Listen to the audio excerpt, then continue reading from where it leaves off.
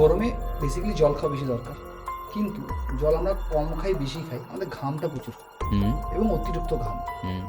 অতিরিক্ত ঘাম হয় কেন, আর এই অতিরিক্ত ঘাম থেকে আমি কীভাবে বাঁচতে পারি? প্রথম কথা হচ্ছে যে অতিরিক্ত ঘাম কিন্তু নয়, বডি রেসপন্স করছে তার নেচারের যে অ্যাডভার্সিটি আর কি, হঠাৎ করে গরমটা বেড়েছে তো বডি কুলিং সিস্টেমটাকে অন করে দিয়েছে। কুলিং সিস্টেম হচ্ছে আপনি যে ঘামটা তৈরি করলেন, ঘামটা আপনার শরীর থেকে যখন চলে যাচ্ছে তখন তো সে আপনার শরীর থেকে তাপ নিয়ে বেরিয়ে চলে যাচ্ছে।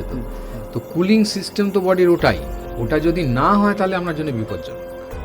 আমরা উল্টোটা বলি, আচ্ছা, ঘাম হচ্ছে মানে আপনি ভালো জায়গায় আছেন। হ্যাঁ, এইবার আপনাকে যেটা বুঝতে হবে, ঘাম মানে কিন্তু শুধু জল বেরিয়ে যাওয়া নয়, এর সঙ্গে অনেক ইলেকট্রোলাইটসও বেরিয়ে যায়। সেই জন্য আমাদেরকে ইলেকট্রোলাইট ব্যালেন্সের দিকে নজর দিতে হবে। তার জন্য আপনি যেটা করতে পারেন, ডাবের জল নিতে পারেন, অসাধারণ একটা ব্যাকআপ। আপনি পুদিনার শরবত নিতে পারেন, এবং আপনি এমনি প্লেন ওয়াটারও পর্যাপ্ত পরিমাণে সিপ করে নিতে পারেন। যখন আপনি বেরোচ্ছেন, ছাতা ব্যবহার করলেন, সানগ্লাস ব্যবহার করলেন, তাহলে আপনার জন্য এই ধরনের কোনো সমস্যা আসার কথা না।